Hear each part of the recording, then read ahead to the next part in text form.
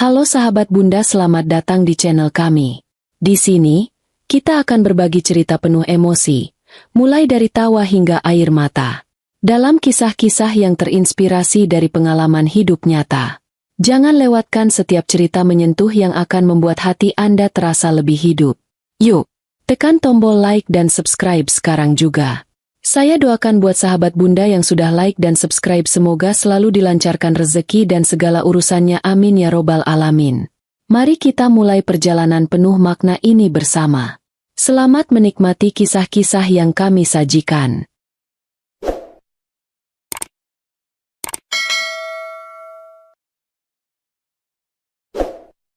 Di sebuah kampung kecil di pinggiran kota, suasana bulan Ramadan terasa kental. Jalan-jalan sepi di siang hari, hanya sesekali terdengar suara motor lelet yang membawa ember-ember berisi es kelapa untuk berbuka. Di ujung kampung, sebuah rumah sederhana berdinding bata merah berdiri tegak, dikelilingi pekarangan kecil yang ditanami pohon pisang dan cabai. Di sanalah Ayu tinggal bersama suaminya, Andi, dan seorang anak perempuan mereka yang baru berusia 3 tahun, Nisa. Rumah itu bukan milik mereka.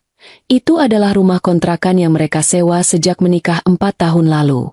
Bagi Ayu, rumah itu cukup, sederhana tapi hangat, tempat ia membangun keluarga kecilnya dengan penuh cinta. Namun, bagi keluarga besar Andi, rumah itu adalah bukti bahwa Ayu tak layak menjadi bagian dari mereka. Ayu, 28 tahun, adalah wanita yang tak banyak bicara. Rambutnya yang panjang selalu disanggul rapi, dan wajahnya yang tirus sering memerah saat ia kelelahan. Ia lahir dari keluarga petani di desa tetangga, anak kedua dari 3 bersaudara. Ayahnya meninggal saat ia masih kecil, dan ibunya membesarkan mereka dengan menjual sayuran di pasar. Hidup sederhana adalah hal biasa bagi Ayu, dan ia tak pernah malu dengan itu. Ia bertemu Andi saat bekerja sebagai kasir di sebuah minimarket di kota, tempat Andi sering membeli kebutuhan sehari-hari. Andi, pria 30 tahun dengan senyum ramah dan sikap santai, langsung tertarik pada ketenangan Ayu. Setelah setahun berpacaran, mereka menikah dengan acara sederhana di rumah ibunya Ayu, hanya dihadiri keluarga dekat dan beberapa tetangga. Namun, pernikahan itu tak sepenuhnya diterima oleh keluarga Andi. Andi adalah anak bungsu dari 4 bersaudara, lahir dari keluarga yang menganggap diri mereka terhormat di kampung itu.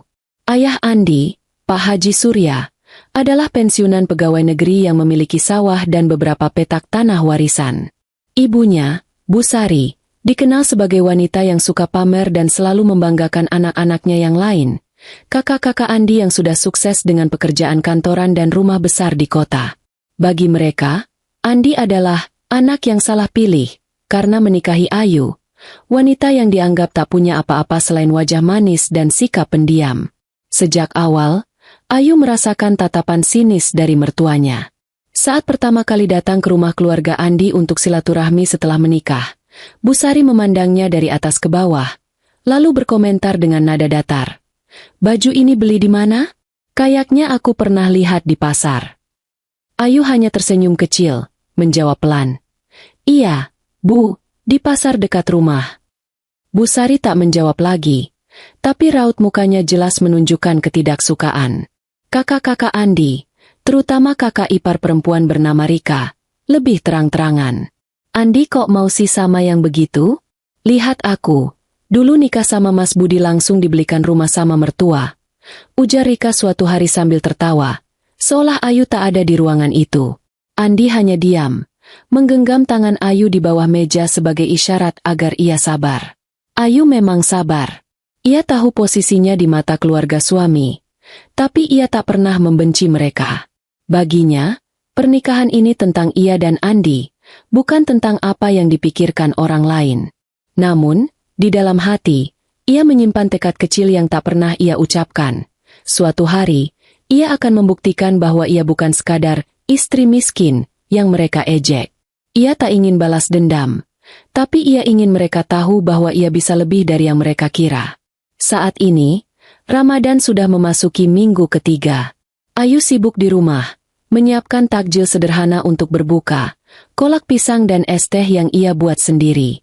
Andi bekerja sebagai karyawan di sebuah toko bangunan di kota, Pulang sore menjelang maghrib dengan wajah lelah tapi selalu tersenyum saat melihat Ayu dan Nisa. Di tengah kesibukan bulan puasa, keluarga besar Andi mulai membicarakan acara halal bihalal yang akan diadakan setelah Lebaran di rumah Pak Haji Surya. Undangan itu sampai ke Ayu lewat pesan singkat dari Rika. "Jangan lupa datang ya, yuk. Bawa apa gitu buat acara. Jangan cuma tangan kosong." Nada pesan itu terdengar biasa. Tapi Ayu tahu ada sindiran di baliknya. Ayu tak langsung membalas. Ia duduk di kursi kayu tua di ruang tamu, menatap ponselnya sambil menghela napas. Di sampingnya, Nisa bermain dengan boneka kain yang sudah usang, sesekali memanggil, "Mama, lihat ini." Ayu tersenyum pada anaknya, tapi pikirannya melayang. Ia tahu acara halal bihalal itu akan menjadi panggung baru bagi keluarga suami untuk memamerkan harta dan menyindirnya. Tahun lalu, saat ia datang dengan membawa kue kering buatannya, Rika berkomentar di depan semua orang. "Wah, kue pasar ya? Aku kira bakal bawa yang lebih wah gitu."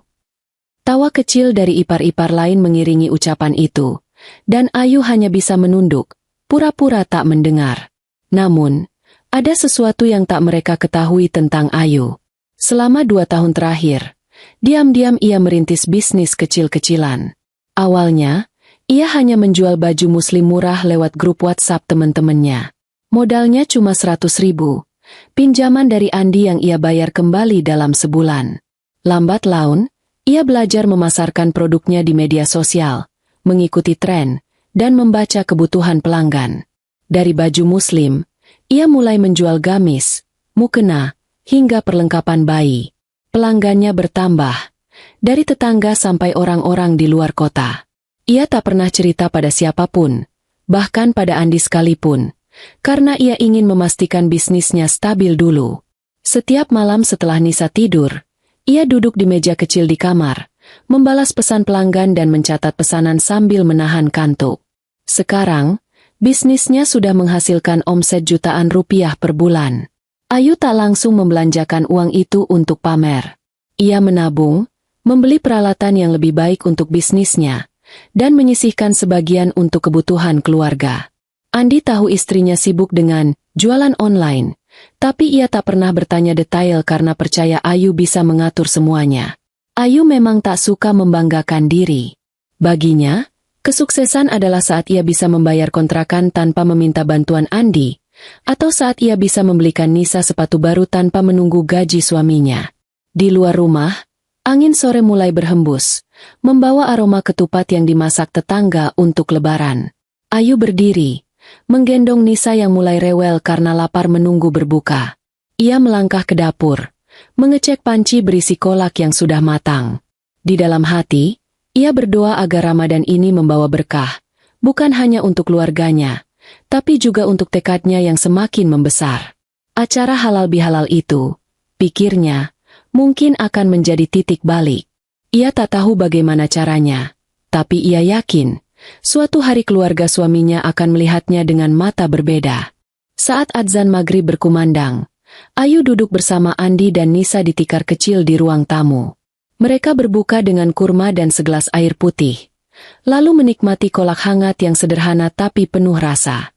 Di tengah tawa kecil Nisa yang belepotan makan pisang, Ayu menatap suaminya dan berpikir, "Aku akan buktikan, Mas. Bukan untuk mereka, tapi untuk kita." Ramadan masih panjang, dan Ayu tahu, perjalanan menuju halal bihalal itu akan penuh ujian, tapi juga penuh harapan. Ramadan memasuki hari ke-20, dan udara di kampung terasa semakin hangat menjelang siang. Di rumah kontrakan Ayu, suasana tetap sederhana namun penuh kehidupan. Nisa duduk di lantai, sibuk menyusun balok kayu tua yang sudah sedikit mengelupas catnya, sementara Ayu duduk di kursi kecil di sudut ruangan, menatap layar ponselnya. Ia sedang memeriksa pesanan terbaru dari pelanggannya. 5 gamis syari dan 3 set mukena yang harus dikirim sebelum Lebaran. Bisnisnya sedang ramai, terutama karena banyak orang mencari pakaian baru untuk hari raya. Tangan Ayu lincah mengetik balasan untuk pelanggan. Sesekali ia tersenyum kecil saat membaca ucapan terima kasih dari mereka. Namun, di balik kesibukannya, ada beban yang mulai terasa di dadanya, tekanan dari keluarga suami yang semakin terang-terangan. Seminggu sebelumnya, Andi pulang dari rumah ibunya dengan wajah muram. Ia tak banyak bicara, hanya bilang, "Ibu tanya kapan kita ke sana lagi sebelum Lebaran. Katanya mau ngomongin halal bihalal." Ayu mengangguk, tak bertanya lebih jauh. Tapi ia tahu ada sesuatu yang disembunyikan Andi. Malam itu, setelah Nisa tidur, Andi akhirnya bercerita. "Ibu sama Rika bilang, kalau kita datang ke halal bihalal, jangan bikin malu keluarga. Katanya tahun lalu kita cuma bawa kue biasa. Nggak pantas buat acara besar."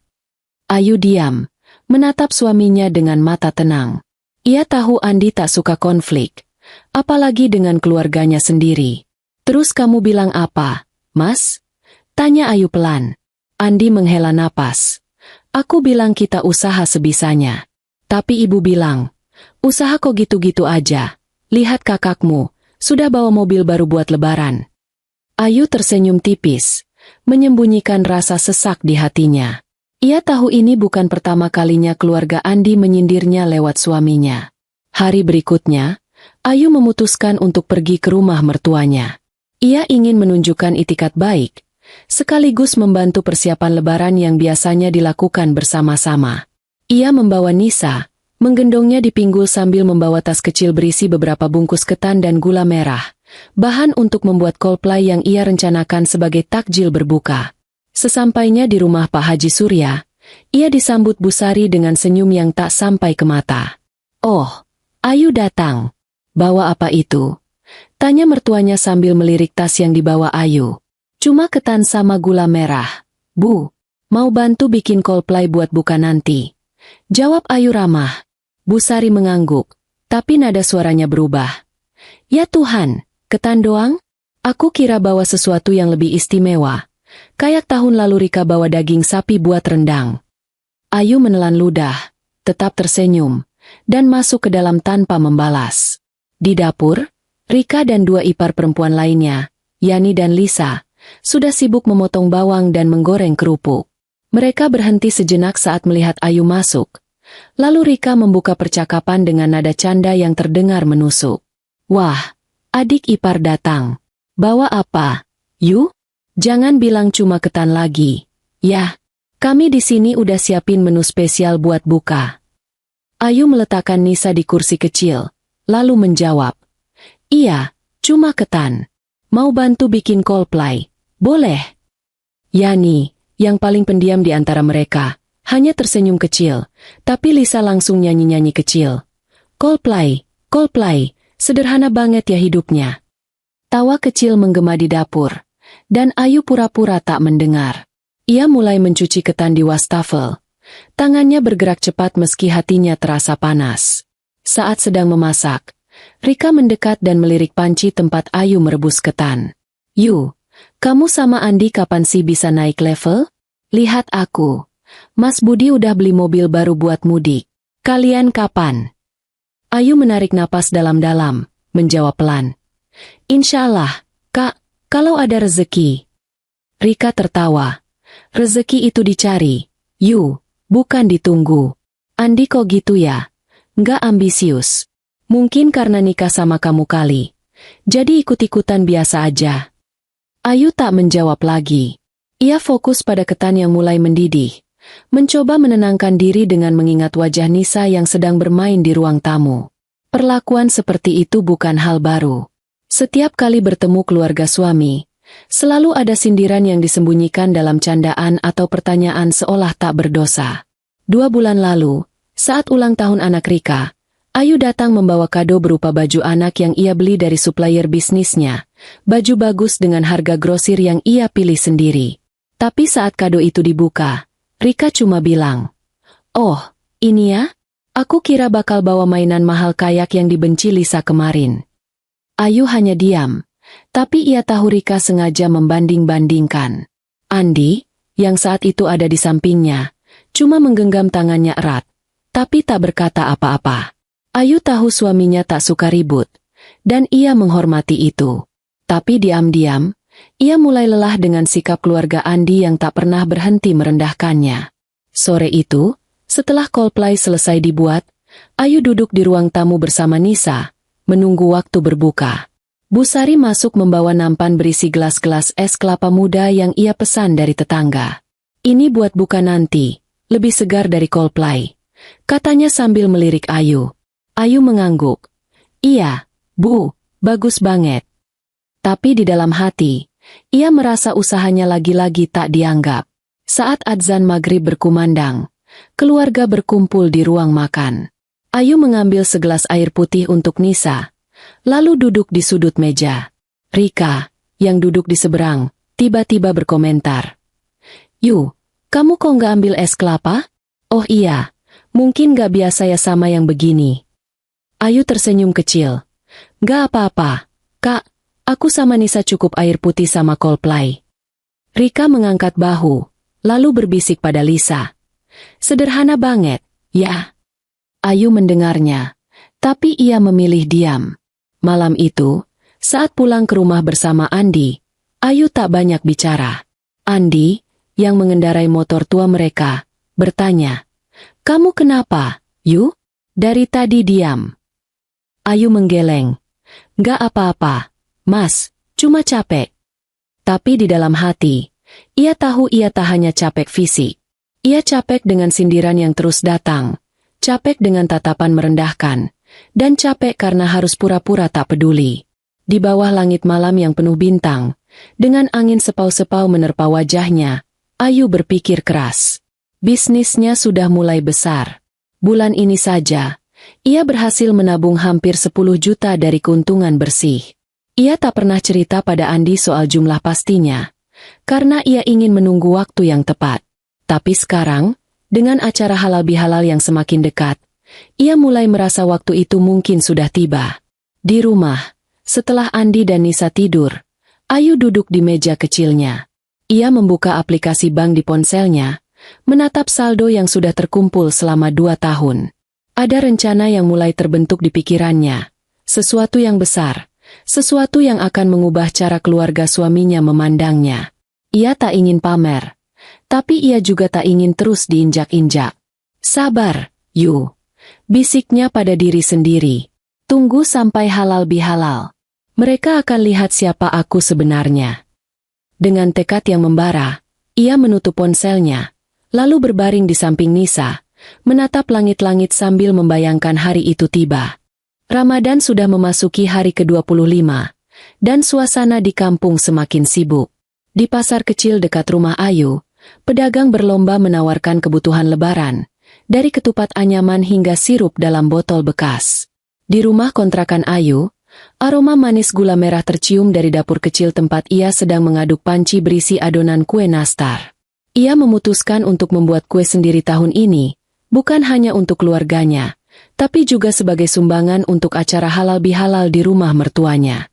Nisa duduk di lantai, sibuk mencuri sebutir kacang dari toples, dan Ayu hanya tersenyum sambil mengingatkan. "Jangan banyak-banyak, Nis, nanti perutmu sakit sebelum buka." Di tengah kesibukan itu, pikiran Ayu tak sepenuhnya tenang. Acara halal bihalal yang tinggal beberapa hari lagi terasa seperti bayangan besar yang mengintai. Pagi itu, Andi berangkat kerja lebih awal, meninggalkan pesan singkat di meja. "Ibu telepon tadi, minta kita datang sore ini buat bantu persiapan. Aku pulang jam 4. Kita kesana bareng ya." Ayu membaca catatan itu sambil menghela napas.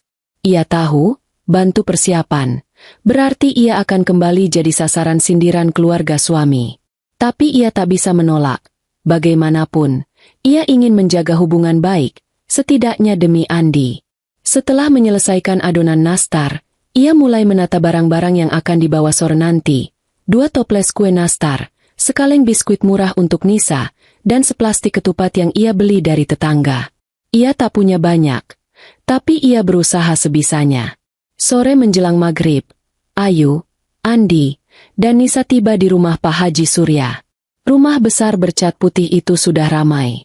Di halaman depan, beberapa tetangga membantu menggantung lampu hias untuk menyambut Lebaran, sementara di dalam, aroma rempah dari rendang yang sedang dimasak menguar kemana-mana.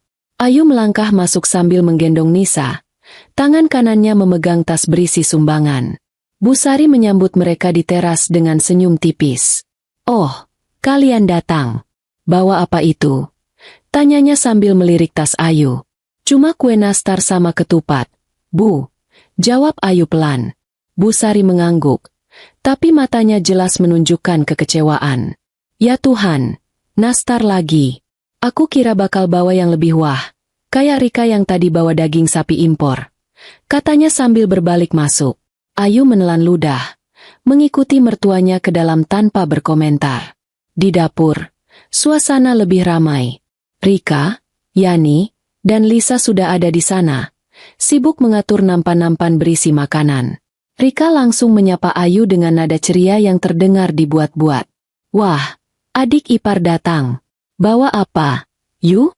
Jangan bilang nastar doang ya. Kami di sini udah siapin rendang sama opor ayam." Ayu meletakkan tasnya di meja, menjawab tenang. "Iya, Kak, nastar sama ketupat. Mau bantu apa di sini?" Lisa, yang sedang menggoreng bawang, menyahut tanpa menoleh. "Bantu cuci piring aja, Yu, kayaknya itu yang paling cocok buat kamu." Tawa kecil menggema di dapur, dan Ayu hanya tersenyum tipis. Ia melangkah ke wastafel, mulai mencuci tumpukan piring kotor sambil mendengarkan percakapan ipar-iparnya. Kalian tahu nggak? Aku sama Mas Budi rencana mudik pakai mobil baru. Expander hitam, cakep banget," cerita Rika sambil memotong timun untuk acar. Yani mengangguk. "Wah, bagus tuh, Kak. Aku sama Mas Dedi cuma bawa Avanza, tapi udah cukup lah." Lisa ikut nimbrung. "Kalau aku sih nggak mudik, tapi Mas Rudi janji beliin aku perhiasan buat lebaran." "Yu, kamu sama Andi bawa apa?" Ayu, yang sedang membilas piring, menjawab pelan. "Kami nggak mudik, Kak, cuma kesini aja.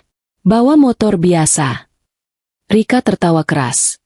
"Ya Tuhan, motor tua itu lagi? Andi kok nggak naik-naik levelnya ya? Mungkin karena nikah sama kamu, Yu?" Ayu tak menjawab, fokus pada piring di tangannya, tapi jantungan di dadanya mulai berdetak lebih kencang. Setelah selesai mencuci piring, Ayu diminta membantu mengatur meja makan di ruang tamu. Ia bekerja cepat, menata gelas dan sendok sambil sesekali melirik Nisa yang bermain dengan anak Yani di sudut ruangan. Tiba-tiba, Bu Sari masuk dan memanggilnya. "Ayu, sini bentar." Ayu menghampiri mertuanya, berdiri di dekat pintu dapur. "Ini, aku mau kasih tahu, besok pas halal bihalal, kalian bawa apa buat acara? Jangan cuma kue biasa lagi ya, soalnya keluarga besar datang. Malu kalau nggak ada yang pantas disuguhin," kata Bu Sari dengan nada tegas. Ayu mengangguk. "Insya Allah, Bu, aku usaha bawa yang lebih baik." Bu Sari memandangnya dari atas ke bawah, lalu berkata, "Ya Tuhan, usaha kok gitu-gitu aja. Lihat Rika, tadi bawa daging impor. Lisa bawa kue dari toko mahal. Kalian kapan bisa kayak gitu?" Ayu hanya tersenyum kecil. "Insya Allah, Bu, nanti aku coba." Bu Sari menggeleng, lalu pergi meninggalkan Ayu yang berdiri sendirian. Malam itu, setelah berbuka dengan menu sederhana, kolak, rendang, dan es kelapa muda, Ayu duduk di teras bersama Andi, menunggu waktu tarawih. Nisa sudah tertidur di pangkuannya, dan angin malam membawa hawa sejuk yang sedikit meredakan panas di hatinya. Andi, yang duduk di sampingnya, tiba-tiba berkata, "Yu, maaf ya, tadi Ibu sama Rika agak keras ngomongnya. Aku nggak enak hati." Ayu menoleh, tersenyum tipis. "Nggak apa-apa, Mas. Aku udah biasa." Andi menggenggam tangannya. "Aku tahu kamu sabar, tapi aku janji, suatu hari kita bakal bikin mereka lihat kita beda." Ayu mengangguk, tapi di dalam hati ia berpikir, "Aku nggak butuh janji, Mas. Aku akan buktikan sendiri." Di perjalanan pulang dengan motor tua mereka, Ayu memeluk pinggang Andi erat-erat, menatap langit malam yang penuh bintang. Tekanan dari keluarga suami semakin terasa. Tapi itu justru memicu semangatnya. Bisnisnya sedang di puncak musim ramai. Pekan ini saja, ia berhasil mengirim lebih dari 50 pesanan, dengan keuntungan bersih hampir 15 juta. Ia sudah menabung cukup banyak, dan diam-diam ia mulai merencanakan sesuatu yang besar.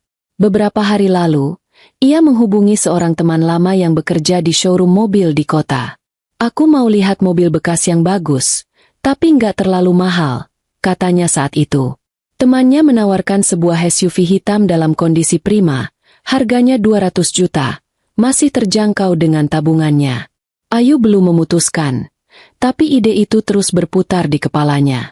Sampai di rumah, Ayu menidurkan Nisa, lalu duduk di meja kecilnya. Ia membuka laptop tua yang biasa ia pakai untuk bisnis, memeriksa laporan penjualan. Matanya berbinar saat melihat angka-angka itu. "Besok halal bihalal," gumamnya pada diri sendiri. "Aku nggak akan datang dengan tangan kosong lagi." Ia tahu keluarga suami mengharapkan sesuatu yang, wah, darinya.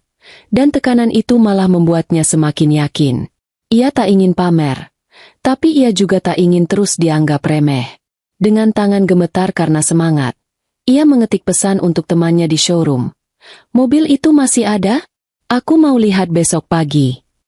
Setelah mengirim pesan, ia menutup laptop, lalu berbaring sambil menatap langit-langit.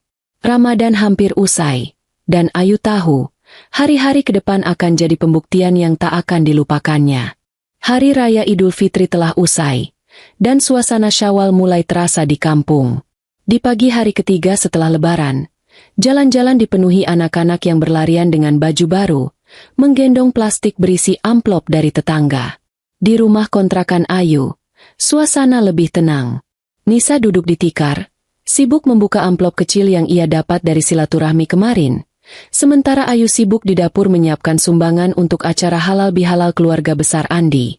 Ia telah memutuskan untuk membawa 2 toples besar nastar buatannya, ditambah sepiring ketupat dan opor ayam yang ia masak semalam. Bukan sesuatu yang mewah, tapi Ayu berusaha memberikan yang terbaik dari apa yang ia miliki. Di dalam hatinya, ia tahu ini bukan hanya soal makanan, ini soal harga diri yang selama ini diinjak-injak keluarga suami. Andi masuk ke dapur, mengenakan kemeja batik coklat yang sedikit kusut tapi rapi. "Udah siap? Yuk, kita berangkat jam 10 ya. Ibu bilang acara mulai jam 11. Katanya sambil mengambil segelas air. Ayu mengangguk. "Udah, Mas. Ini tinggal masukin tas." Andi melirik tumpukan makanan di meja, lalu tersenyum. "Bagus banget nastarnya. Pasti mereka suka." Ayu tersenyum kecil, tapi tak berkomentar. Ia tahu, suka, bukan kata yang akan keluar dari mulut keluarga suaminya. Mereka selalu punya cara untuk membuatnya merasa kecil, dan Ayu sudah mempersiapkan hati untuk hari ini. Pukul 10 pagi, mereka berangkat dengan motor tua Andi. Ayu duduk di belakang, memeluk pinggang suaminya sambil memegang tas berisi sumbangan di pangkuannya. Nisa duduk di depan Andi, memakai baju merah muda yang Ayu jahit sendiri dari kain sisa bisnisnya. Angin pagi terasa sejuk, membawa aroma ketupat dan rendang dari rumah-rumah tetangga. Di perjalanan, Ayu diam, pikirannya penuh dengan rencana yang ia susun sejak semalam. Ia tak memberitahu Andi, tapi pagi tadi ia sudah menghubungi temannya di showroom dan memastikan mobil itu masih ada. "Aku ambil sore ini ya," katanya dalam pesan singkat. Temannya membalas, "Siap, aku urus surat-suratnya. Datang aja kapan kamu mau." Ayu belum tahu bagaimana cara mengeksekusi rencananya, tapi ia yakin hari ini akan jadi titik balik. Sesampainya di rumah Pak Haji Surya, halaman sudah penuh dengan mobil-mobil keluarga besar. Ada Expander hitam milik Rika, Avanza Silver milik Yani, dan beberapa mobil lain yang Ayu tak kenal. Motor tua Andi terlihat mencolok di antara deretan kendaraan itu, dan Ayu bisa merasakan tatapan dari beberapa sepupu Andi yang sedang berdiri di teras. Ia turun dari motor, menggendong Nisa, dan mengikuti Andi masuk ke dalam. Di ruang tamu, keluarga besar sudah berkumpul. Ada Pak Haji Surya yang duduk di kursi besar, Bu Sari yang sibuk menyapa tamu, dan ipar-ipar Ayu yang bergerombol di sudut sambil mengobrol. Meja panjang di tengah ruangan penuh dengan makanan, rendang daging, kue-kue mahal dalam kotak plastik transparan, dan buah-buahan impor yang disusun rapi. Ayu meletakkan tasnya di meja kecil di sudut, lalu mengeluarkan nastar dan opor ayamnya. Bu Sari mendekat, melirik sumbangannya dengan ekspresi datar. "Ini apa, Yu?" tanyanya. "Nastar sama opor ayam, Bu," jawab Ayu pelan. Bu Sari mengangguk, lalu berkata dengan nada yang terdengar sengaja keras. "Ya Tuhan, cuma gitu? Aku kira bakal bawa yang lebih pantas buat acara besar kayak gini." Beberapa tamu yang berdiri dekat meja menoleh, dan Ayu merasa wajahnya memanas. Ia tersenyum tipis. "Ini yang aku bisa, Bu." Bu Sari menggeleng, lalu pergi sambil memanggil Rika untuk mengatur makanan lain. Rika datang dengan nampan besar berisi rendang dan sambal goreng ati, lalu melirik sumbangan Ayu. "Wah, nastar lagi, Yu? Kayaknya tiap tahun gitu-gitu aja ya," katanya sambil tertawa kecil. Lisa, yang ikut mendekat, menimpali. "Iya, simpel banget. Aku tadi bawa kue dari toko terkenal di kota. Limited edition katanya." Ayu tak menjawab, hanya mengangguk sambil menggendong Nisa yang mulai rewel. Rika tak berhenti di situ. Ia memanggil salah satu sepupu Andi, seorang pria bertubuh besar bernama Doni, dan berkata, "Don, lihat nih, adik ipar kita bawa nastar. Keren nggak?" Doni tertawa. "Ya Tuhan, nastar doang? Andi kok mau sih nikah sama yang gitu? Lihat ipar yang lain bawa apa?" Tawa mereka menggema, dan Ayu merasa seperti berdiri di tengah sorotan lampu yang terlalu terang. Acara dimulai dengan salam-salaman. Ayu mengikuti Andi mengelilingi ruangan, bersalaman dengan keluarga besar sambil mencoba tersenyum. Tapi setiap kali ia mendekati seseorang, ada saja komentar yang terdengar. Ini istrinya Andi ya? Baju simpel banget," kata seorang tante yang Ayu tak kenal. "Iya, mungkin gak mampu beli yang bagus," sahut yang lain sambil tertawa pelan. Ayu memakai gamis coklat tua yang ia beli dari supliernya sendiri. Sederhana tapi elegan menurutnya. Tapi di mata mereka, itu tak cukup. Andi, yang mendengar beberapa komentar, menggenggam tangan Ayu lebih erat. Tapi ia tetap diam, tak membela istrinya di depan keluarga. Puncaknya terjadi saat semua duduk melingkar untuk makan bersama. Meja penuh dengan hidangan, dan Ayu duduk di sudut bersama Nisa, mengambil sepiring nasi dan sedikit opor ayam buatannya sendiri. Doni, yang duduk di seberang, tiba-tiba bersuara keras. Ayu, kok cuma ambil opor doang? Gak suka rendangnya Rika?" "Oh iya, mungkin gak biasa ya sama makanan begini." Tawa meledak dari beberapa orang, dan Rika menimpali. "Iya, Don, kasihan dia, mungkin di rumah cuma makan ketupat sama sayur." Ayu menunduk. Tangannya gemetar memegang sendok. Ia bisa menahan sindiran halus, tapi ini terang-terangan, di depan puluhan orang. Nisa, yang duduk di pangkuannya, menoleh. "Mama, mereka ketawa kenapa?" Ayu tersenyum paksa. "Gak apa-apa, Nis, makan aja." Bu Sari, yang duduk di dekat Pak Haji Surya, ikut bicara. "Andi, kamu sama Ayu kapan sih bisa bikin kita bangga? Lihat kakak-kakakmu, bawa mobil baru, bawa makanan enak. Kalian kok gitu-gitu aja?" Andi membuka mulut. "Ibu, kami usaha." Tapi Bu Sari memotong. "Usaha kok nggak kelihatan hasilnya? Malu aku sama keluarga besar." Ayu menatap mertuanya, lalu menunduk lagi. Ia tahu ini adalah puncak dari semua penghinaan yang ia terima selama bertahun-tahun. Di dalam hatinya, ia berbisik, "Sabar, Yu, tunggu sebentar lagi." Di tengah tawa dan obrolan, ponsel Ayu bergetar. Ia melirik layar, pesan dari temannya di showroom. "Mobilnya udah siap, sopirku bisa jemput kamu jam 2 kalau mau." Ayu menatap jam di dinding, pukul 1:15. Ia menarik napas dalam-dalam, lalu mengetik balasan cepat.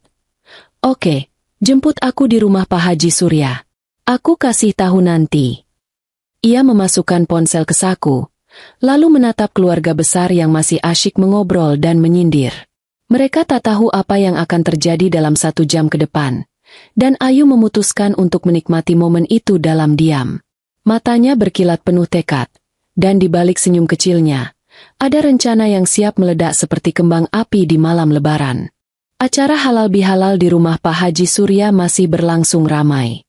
Di ruang tamu, suara tawa dan obrolan keluarga besar bercampur dengan denting sendok yang menyentuh piring. Ayu duduk di sudut, menggendong Nisa yang mulai mengantuk setelah makan sepiring nasi dan opor ayam. Di depannya, meja panjang penuh dengan sisa makanan, rendang yang hampir habis, kue-kue mahal yang tinggal beberapa potong, dan nastar buatannya yang nyaris tak tersentuh. Ia melirik jam di dinding. Pukul 1:30 menit. Hanya 30 menit lagi, pikirnya, dan rencana yang ia susun selama berminggu-minggu akan terwujud. Di dalam hatinya, ada campuran rasa tegang dan lega. Tegang karena ia tak tahu bagaimana reaksi keluarga suami. Lega karena ia akhirnya bisa membuktikan sesuatu. Ayu menarik napas dalam-dalam, lalu menoleh pada Andi yang duduk di sampingnya. Sibuk mengobrol dengan seorang sepupu tentang harga bahan bangunan. "Mas," bisik Ayu pelan, "aku mau ke kamar mandi bentar. Nisa aku titip ya."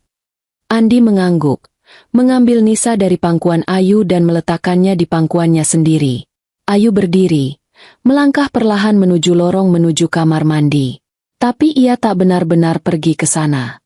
Di sudut lorong yang sepi, ia mengeluarkan ponselnya dan mengetik pesan cepat untuk temannya di showroom. "Jemput aku jam 2 tepat ya, aku udah siap." Balasan datang dalam hitungan detik. "Oke, sopirku udah otwu. Mobilnya udah kinclong. Siap buat kamu." Ayu tersenyum kecil, memasukkan ponsel kembali ke saku gamisnya, lalu kembali ke ruang tamu dengan wajah tenang. Di dalam, suasana masih sama. Rika sedang berdiri di tengah ruangan, memamerkan foto mobil barunya di ponsel kepada beberapa tante. "Ini eksperku. Cakep kan?" Mas Budi bilang. "Ini hadiah buat aku karena aku bantu bisnisnya," katanya dengan nada bangga. Lisa, yang duduk di sofa, menimpali. "Wah, keren, Kak. Aku sih nggak minta mobil. Tapi Mas Rudi janji beliin kalung emas minggu depan." Tawa kecil mengiringi obrolan mereka. Dan Ayu, yang baru duduk kembali, hanya mendengarkan dalam diam. Doni, sepupu Andi yang tadi menyindirnya, ikut nimbrung. "Kalau Andi sama Ayu kapan ya bisa gitu? Kayaknya susah deh. Motor tua aja masih dipakai." Rika tertawa keras. "Iya, Don, kasihan mereka. Mungkin cuma bisa mimpi." Ayu menunduk, pura-pura sibuk mengelus rambut Nisa. Tapi di dalam hatinya ia menghitung menit. Pukul 1:45 menit. Ayu merasa saatnya tiba. Ia menoleh pada Andi, lalu berkata dengan nada biasa. "Mas, aku mau keluar bentar, ada urusan kecil." "Nisa sama kamu ya?" Andi mengangguk, sedikit bingung. "Urusan apa, Yu? Mau aku temenin?" Ayu menggeleng. "Gak usah, Mas, cuma sebentar kok." Ia berdiri, melangkah menuju pintu depan dengan tenang, tapi jantungannya berdetak kencang. Di belakangnya, Rika berseru. Ayu mau kemana? Jangan kabur ya, takut sama kita." Tawa meledak lagi, dan Ayu tak menoleh. Ia tahu mereka mengira ia malu atau tak betah, tapi ia tak peduli. Langkahnya tetap mantap menuju teras. Di luar, halaman rumah Pak Haji Surya masih penuh dengan mobil-mobil keluarga besar. Ayu berdiri di dekat pagar, melirik jam di ponselnya. Pukul 1:50 menit. Ia menarik napas dalam-dalam, mencoba menenangkan diri. Rencana ini sebenarnya sudah ia pikirkan sejak lama, tapi baru minggu ini ia yakin untuk melakukannya. Bisnis online-nya, yang ia rintis dari nol, kini menghasilkan lebih dari yang ia bayangkan. Dari modal 100.000 2 tahun lalu, ia kini punya tabungan ratusan juta, hasil dari kerja kerasnya mengatur pesanan, mencari supplier, dan membangun kepercayaan pelanggan. Ia tak pernah cerita pada Andi soal jumlah pastinya, karena ia ingin mengejutkannya juga. Dan hari ini, kejutan itu akan dimulai. 2 tahun terakhir, Ayu bekerja di malam hari setelah Nisa tidur. Ia duduk di meja kecil di kamar, membalas pesan pelanggan, mengemas paket, dan belajar cara memasarkan produk di media sosial. Awalnya, ia hanya menjual baju muslim murah, tapi lambat laun ia menambah gamis, mukena, hingga perlengkapan bayi. Pelanggannya bertambah dari puluhan menjadi ratusan, dan musim lebaran ini ia berhasil mengirim lebih dari 200 pesanan. Keuntungan bersihnya bulan ini saja hampir 30 juta, dan tabungannya sudah cukup untuk membeli mobil bekas yang ia incar, SUV hitam seharga 200 juta yang ia lihat di showroom temannya.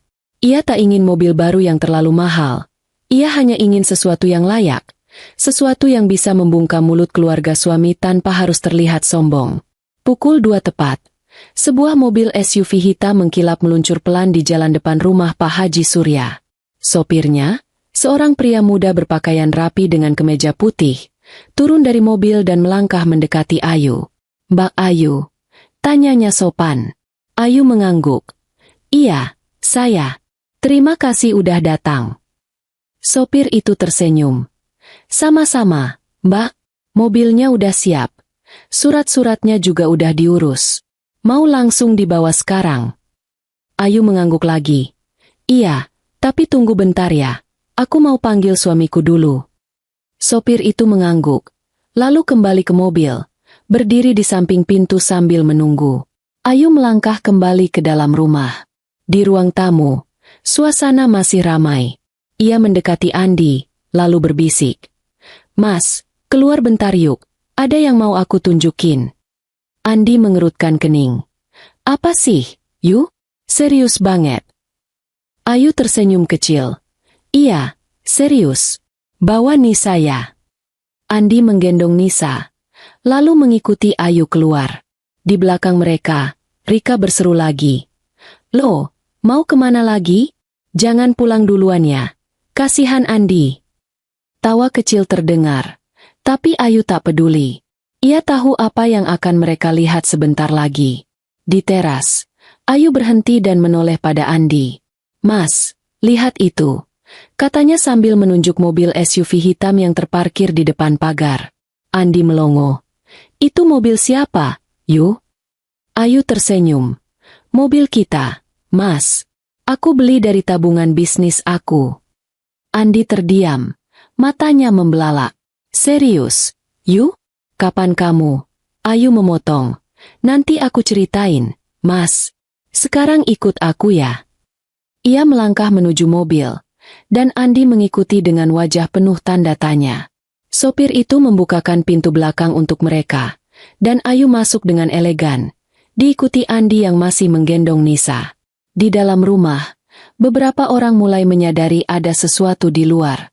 Doni, yang berdiri di dekat jendela, berseru. Itu mobil siapa? Kok cakep banget." Rika dan Lisa bergegas ke teras, diikuti Bu Sari dan beberapa tamu lain. Mereka melihat Ayu duduk di dalam SUV hitam itu, dengan sopir yang berdiri di samping pintu. Mulut Rika ternganga.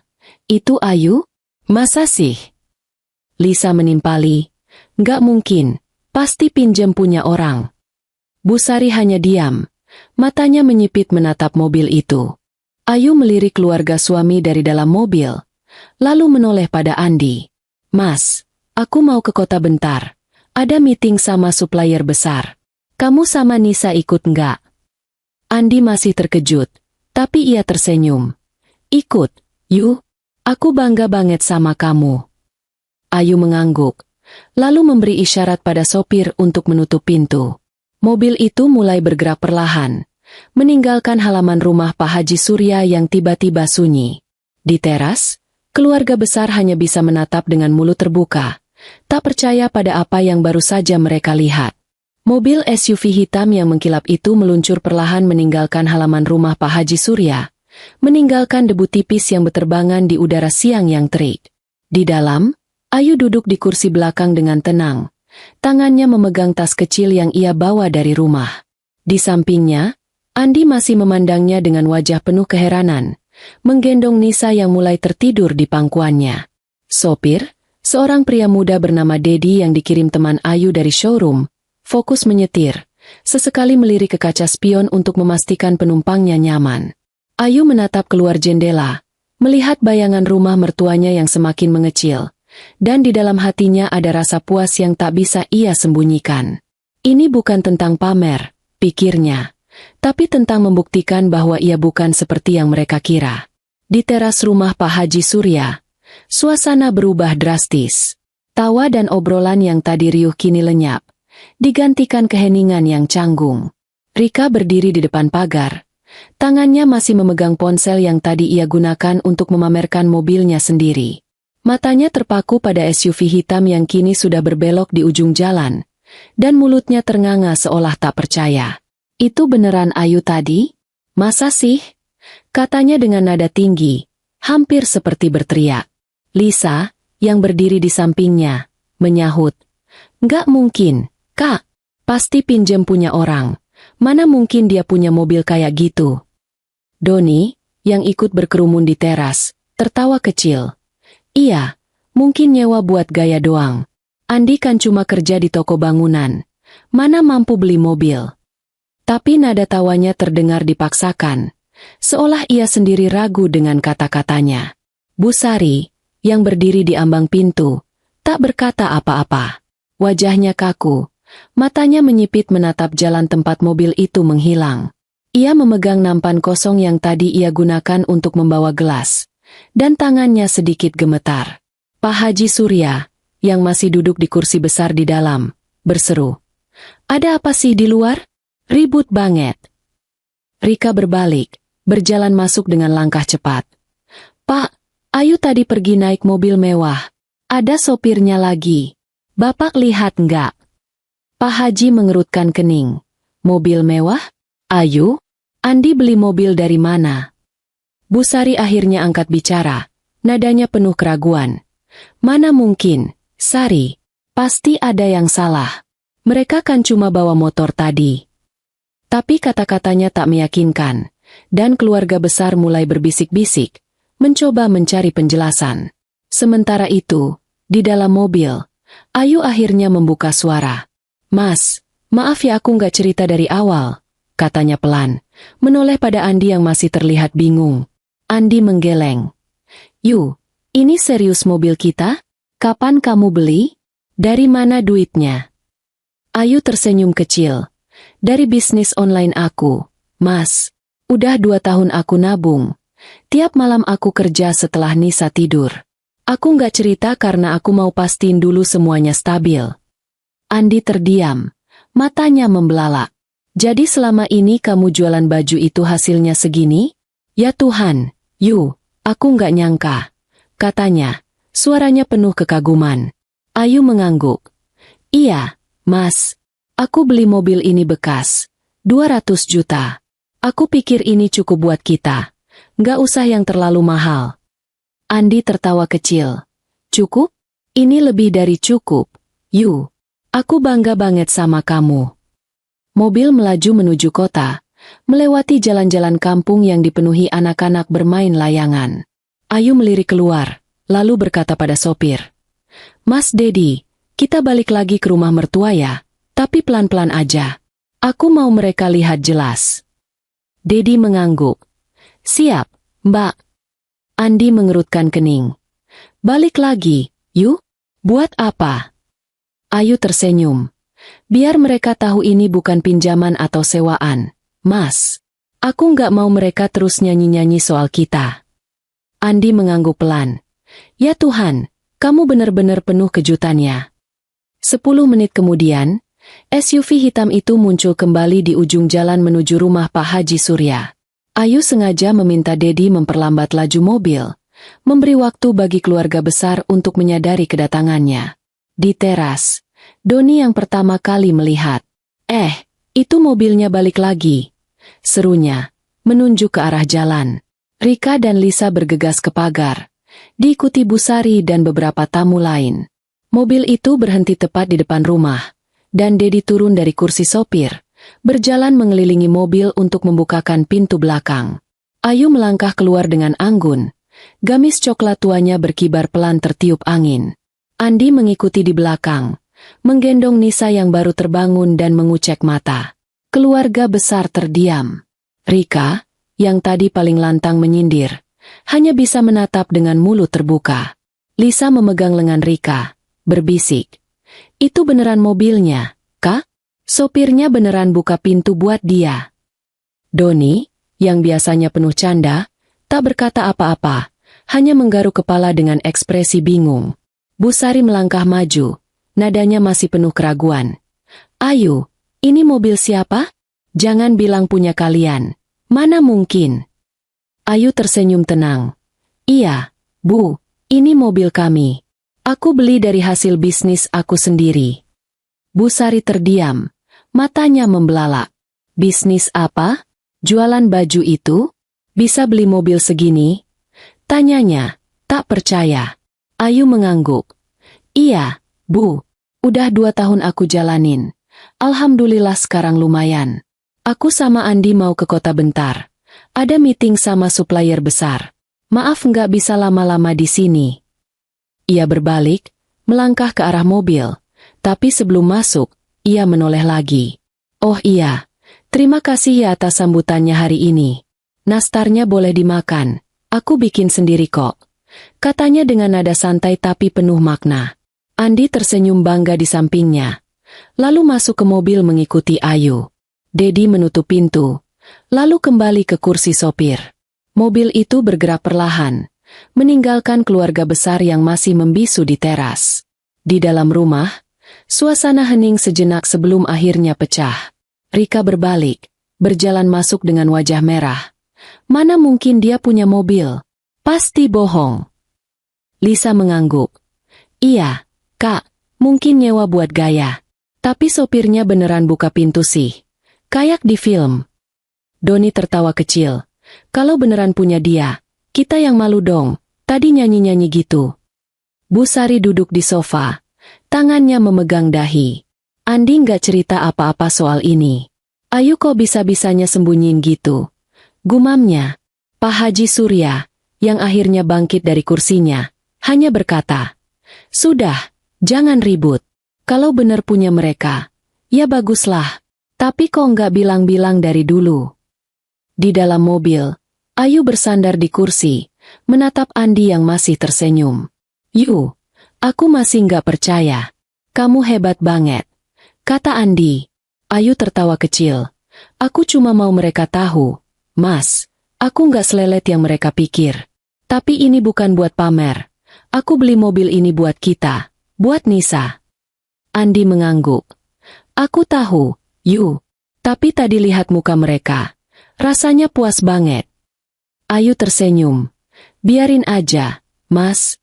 Yang penting kita jalani hidup kita sendiri." Mobil melaju menuju kota, meninggalkan kampung yang masih penuh bisik-bisik tentang kejutan yang baru saja terjadi. Mobil SUV hitam itu melaju mulus di jalan raya menuju kota, meninggalkan kampung yang masih bergoyang oleh kejutan yang baru saja Ayu dan Andi tinggalkan. Di dalam kabin yang senyap, hanya suara mesin yang berdengung pelan dan hembusan AC yang sejuk terdengar. Ayu duduk di kursi belakang, menatap keluar jendela dengan pandangan kosong, sementara Andi di sampingnya menggendong Nisa yang kembali tertidur. Dedi, sang sopir, fokus menyetir. Sesekali melirik ke kaca spion untuk memastikan penumpangnya baik-baik saja. Cahaya matahari sore mulai memerah di ufuk barat, menyelimuti langit Syawal dengan warna keemasan yang hangat. Ayu menghela napas pelan, merasakan beban di pundaknya perlahan menguap, digantikan oleh rasa lega yang dalam. "Mas, kita beneran ke kota ya?" tanya Ayu, akhirnya memecah keheningan. Andi menoleh, tersenyum kecil. "Iya, Yu. Tadi kan kamu bilang ada meeting sama supplier. Emang bener, kan?" Ayu tertawa pelan. "Sebenarnya enggak, Mas. Aku cuma mau kasih alasan biar kita cepet pergi dari sana. Tapi sekarang aku mikir, mending kita ke rumah Mbak Rina aja. Dia udah lama ngajak kita mampir. Katanya mau kasih kado buat Nisa." Andi mengangguk. "Boleh, Yu. Rumah Mbak Rina kan gak jauh dari sini. Aku telepon dia dulu ya." Ia mengeluarkan ponsel dari saku, mengetik pesan singkat untuk kakak perempuan Ayu yang tinggal di pinggir kota. Sementara itu, di rumah Pak Haji Surya, suasana masih tegang. Rika duduk di sofa dengan wajah cemberut. Tangannya memainkan ponsel tanpa tujuan. Lisa berbisik-bisik dengan sepupu lain di sudut ruangan, mencoba menyusun teori tentang mobil mewah Ayu. "Pasti pinjem punya temennya yang tajir," kata Lisa. Nadanya penuh keyakinan. Aku tahu kok, temennya Ayu yang dulu kerja di Jakarta, yang katanya buka usaha besar. Rika mendengus. Tapi sopirnya itu loh, Lis. Buka pintu segala. Kayak bos beneran. Nyewa sopir juga kali. Doni, yang mendengar dari kursi sebelah, tertawa kecil. Kalian sih dari tadi nyanyi-nyanyi, sekarang kaget sendiri. Aku bilang apa? Ayu nggak setelat itu. Bu Sari berdiri di dapur, sibuk menyusun piring kotor ke bak cuci, tapi pikirannya jelas tak di situ. Ia masih teringat kata-kata Ayu tadi. Aku beli dari hasil bisnis aku sendiri. Ia menggeleng pelan, berbicara pada diri sendiri. 2 tahun jualan baju bisa beli mobil 200 juta? Apa aku salah nilai dia selama ini? Pak Haji Surya masuk ke dapur, membawa cangkir kosong. Sar, jangan dipikirin. Kalau benar punya mereka, ya alhamdulillah. Andi dapat istri pinter. Katanya. Nadanya datar tapi ada nada kagum yang terselip. Bu Sari menoleh. Tapi kok nggak cerita apa-apa, Pak? Kita kan keluarga. Pak Haji mengedikkan bahu. Mungkin mereka takut kita minta-minta. Sar, kita kan emang suka usil sama mereka. Di perjalanan, mobil Ayu akhirnya tiba di rumah Mbak Rina. Sebuah rumah sederhana bercat putih dengan halaman kecil yang penuh bunga. Mbak Rina, perempuan berusia 40-an dengan senyum ramah, sudah menunggu di teras bersama anaknya, Dika, yang berlari menyambut mobil. Ayu, Andi, wah, mobilnya cakep banget. Seru Mbak Rina, matanya berbinar. Ayu turun dari mobil, memeluk kakaknya erat. Makasih, Mbak. Bekasih, tapi lumayanlah. Jawab Ayu sambil tersenyum. Andi mengikuti di belakang, menggendong Nisa yang mulai terbangun dan tersenyum melihat Dika. Mereka masuk ke rumah, duduk di ruang tamu yang hangat dengan aroma kopi yang baru diseduh. Mbak Rina mengeluarkan kotak kecil berpita merah. Ini buat Nisa, dari Tante Rina. Boneka lucu, dia suka kan? Nisa, yang sudah duduk di pangkuan Ayu, langsung meraih kotak itu dengan tangan kecilnya, membuat semua tertawa. Yu, serius ini mobil kamu beli sendiri? Tanya Mbak Rina, tak bisa menyembunyikan rasa penasarannya. Ayu mengangguk. Iya, Mbak, 2 tahun aku nabung dari bisnis online. Aku sama Andi nggak cerita ke siapa-siapa. Takut dibilang sombong. Mbak Rina tersenyum lebar. Kamu hebat, Yu. Aku bangga banget. Tapi tadi ke rumah mertua gimana? Pasti pada kaget, ya? Andi tertawa. Kaget banget, Mbak. Mukanya Rika sama Lisa kayak lihat hantu. Bu Sari sampai diam aja. Biasanya kan cerewet. Ayu menimpali. Aku nggak mau pamer, Mbak. Cuma tadi mereka ejek-ejek terus. Aku pengen mereka tahu aja aku nggak selelet yang mereka bilang. Mbak Rina mengangguk. Wajar, Yu. Kadang keluarga suami emang suka ngetes sabar. Tapi kamu buktiin pakai fakta. Itu yang penting. Malam mulai turun. Dan setelah makan malam sederhana bersama Mbak Rina, sayur bayam, ikan goreng, dan sambal terasi, Ayu dan Andi memutuskan pulang. Mas Dedi, kita balik ke rumah ya, kata Ayu pada sopirnya. Dedi mengangguk. Siap, Mbak. Perjalanan pulang terasa lebih ringan. Ayu bersandar di kursi, menatap Andi yang bermain dengan Nisa. Mas, aku nggak nyangka hari ini bakal gini, katanya pelan. Andi tersenyum. Aku juga, Yu. Tapi aku seneng. Kamu bikin aku bangga banget. Ayu menggenggam tangan Andi. Makasih, Mas, udah dukung aku selama ini. Keesokan harinya, kabar tentang mobil mewah Ayu sudah menyebar di kampung. Tetangga mulai berbisik-bisik, dan beberapa bahkan datang ke rumah Pak Haji Surya untuk mencari tahu. Rika, yang masih tak bisa menerima, tetap bersikukuh bahwa Ayu menyewa mobil itu. Tapi sore itu, sebuah kejutan lain datang. Mobil SUV hitam itu kembali muncul di depan rumah mertua. Tapi kali ini Ayu tak turun sendirian. Ia membawa 2 kardus besar berisi pakaian anak-anak dan beberapa dus kue kering. Lalu mengetuk pintu. Bu Sari membukakan pintu. Wajahnya terkejut. Ayu? Andi? Ngapain balik lagi? Tanyanya. Ayu tersenyum. Bu, ini dari aku sama Andi. Pakaian buat anak-anak sepupu. Sama kue buat keluarga. Maaf kemarin buru-buru pulang. Aku cuma mau kasih ini. Bu Sari terdiam. Matanya berkaca-kaca. Aku minta maaf ya. Kemarin aku salah ngomong. Aku nggak tahu kamu selama ini kerja keras. Katanya, suaranya bergetar. Ayu menggeleng. Nggak apa-apa